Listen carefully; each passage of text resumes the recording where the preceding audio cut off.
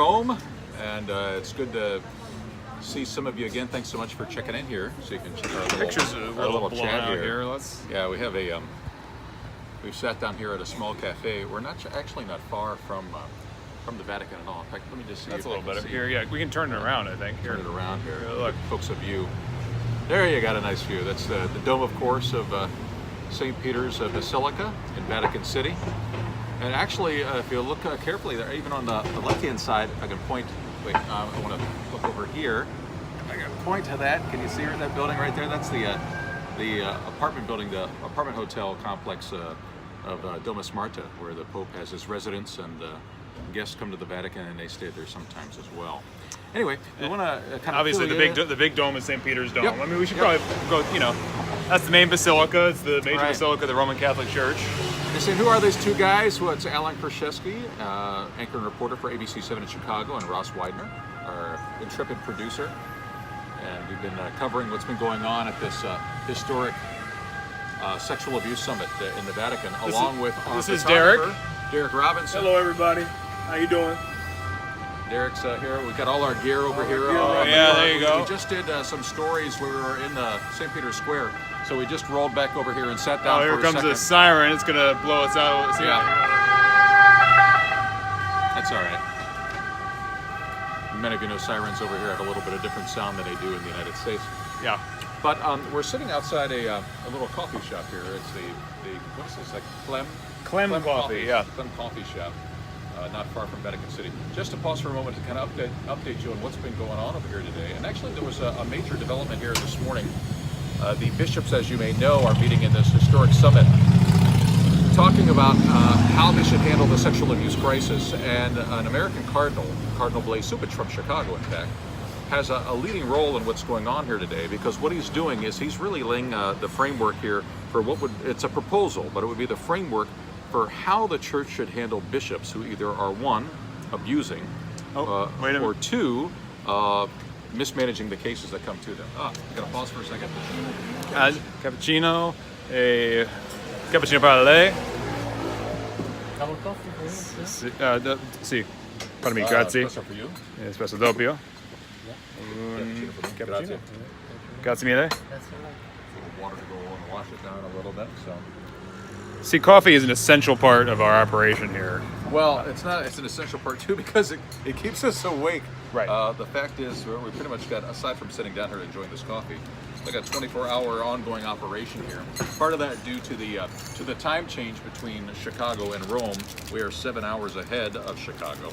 But for instance, when we're reporting for our newscast, let's say, our morning newscast, we just did a live shot for, and that was at 1 o'clock in the afternoon. Later on today, though, we'll be doing live shots for our newscasts that are on in the afternoon, evening, and then, of course, 10 o'clock at night. And our afternoon newscast, our 4 o'clock newscast in Chicago, is actually 11 o'clock in the night here. And our 5 o'clock newscast, of course, is midnight. The 6 o'clock p.m. newscast is 1 o'clock in the morning. And then for our 10 o'clock newscast, that is at 5 a.m. here in Rome. So we're doing those live reports for you almost all night long. And then, of course, during the day, we are covering the events here. But anyway, Ross, back to what we were talking about. Yeah, so the major thing here today is Cardinal Cupich made his presentation to the group. And in this presentation, the Cardinal laid out some real concrete measures that he wanted to see for accountability, as far as bishops that either abuse themselves or, as Alan was saying, those who hide abuse or don't report it properly. These concrete measures, this was a real controversy and a real question about what we were going to be seeing here, whether or not this is even going to happen. Well, and keep in mind that it is a proposal still, so it's not like it's canon law. This is something that the bishops will discuss along with Pope Francis, who's in the room with them. If they agree to it, though, let me give you an idea of what Cardinal Cupich is proposing. First of all, one of his main points is that anyone who makes an abuse allegation will be treated with respect. I mean, that sounds relatively simple, but it's a major part of his program. Yeah, what else is the... involving lay people in conducting the investigation. So lay people are folks who aren't in the clergy. Those are that just is correct. Normal... Yeah, let's make sure everyone understands that. Yes, normal people on the street. They could be police officers, could be attorneys, could be investigators as their background, but could be involved in this because of their interest in some way. And actually, there are many Catholics in the United States that have been calling precisely for that type of thing, To some degree, it exists in some form already with review boards in some dioceses and archdioceses, but it's a major part to involve lay people. And this is kind of a theme of what's been going on within the Catholic Church right now, which is to have more layperson involvement in major decisions that are going on. And in a sense, having the church leadership answer to the people in the pews rather than that being the other way around. So let me just run down some of the other points that the Cardinals make. And that's a huge point. It's a change. It's a shift. Some might say it's been a glacial shift, but it's a shift that's going on, really going back to Vatican II, actually, and the changes that occurred then. But continuing on now with more emphasis on what the people in the pews think in terms of the church and how the church should be operated. One of the things that the Cardinal's proposing is that if they come, sorry for the siren again, that's going to blast us out a little bit. Here, I might as well just wait for it. You want to wait a second? Sound. Yeah. Enjoy a little ambiance from Rome here.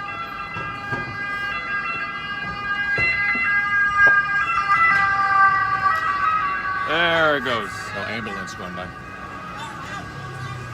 All right, we're back. Okay, so back to this proposal involving investigations involving bishops. It opens up the possibility that a bishop would be quickly suspended, for instance, if they've got what they consider to be a credible accusation without even making the final finding of guilt or considering the person not guilty. If it's serious enough, they could say and appeal to the Vatican and say, we believe that this person should actually be temporarily suspended while this investigation is underway. And then, of course, if they reach their conclusion, let's say in the United States, that the abuse allegation is credible, or that the mismanagement of abuse allegation is credible, they then would send that information to the Vatican. The Vatican would review, and eventually it's up to Pope Francis to decide whether a bishop would be permanently removed, essentially fired from doing his job. Now, some of you might say, well, wait a minute, can't the Pope do that now? And in fact, the Pope has in some ways done that. Let's take the case recently we had of the former Cardinal Theodore McCarrick? Theodore McCarrick, who was the Archbishop of Washington, D.C. He lost that post, lost his cardinal position, and now has been removed from the priesthood. He's been defrocked, as people would say. So it can be done, but it can be a rather tedious process and one that follows its own channels through the Vatican to the Pope. And in this case, what they're essentially saying is, let's establish protocols here that bishops know what they're supposed to do in terms of their responsibilities, but if they don't do them properly or if they are abusing, here's exactly what could happen in the steps along the way. Cardinal Cupich is also proposing a framework with this where the metropolitan, meaning the most senior bishop in an area, right, would have some level of command over the situation. So they would be consulted, they would be in charge of the investigation. Right. That's new too. In a sense, they're the we'll call it the provincial administrator with the bishops beneath them. So in the case of Cardinal Cupich, it would be all the bishops within the dioceses in the state of Illinois, for instance, that would report to him, and he would be responsible for handling those cases specifically. But each and we've got another ambulance or emergency vehicle going by here. Again, enjoy the ambiance of Rome.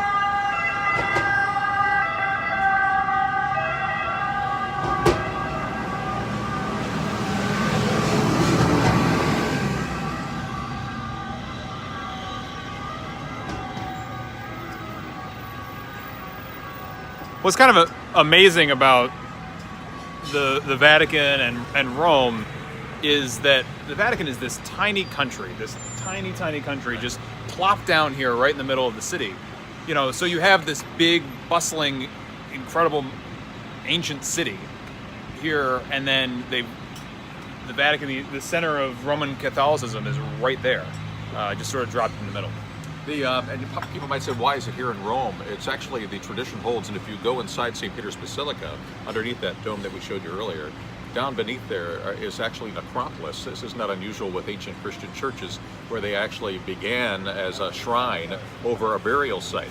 So it's believed that the earliest disciples were killed here and buried here on the site. And if you go down and within this, you'll actually see what Catholics hold to be the tomb of St. Peter down at the bottom underneath this huge basilica. Have you been on that tour? You told me to go see it. It's called a Scavi tour, yeah. And I want to do it. I actually have a reservation to take it, not while we're here in Rome this time, but if you want to take that, you don't have to be Catholic to take the tour. Oh, yeah. And the Vatican operates it, and it's relatively reasonable in terms of the charge that they have for it. You'll go in, you can obviously pick the language that you're going to use, Spanish or English or Italian, whatever, but they'll take you down into the necropolis underneath, and I'm really It's looking forward to it's that. really fascinating. I'm It's an looking incredible forward- thing. You've done it. I've done You've it. done I went Yeah, down. yeah. You see a bone of St. Peter. I mean, That's amazing.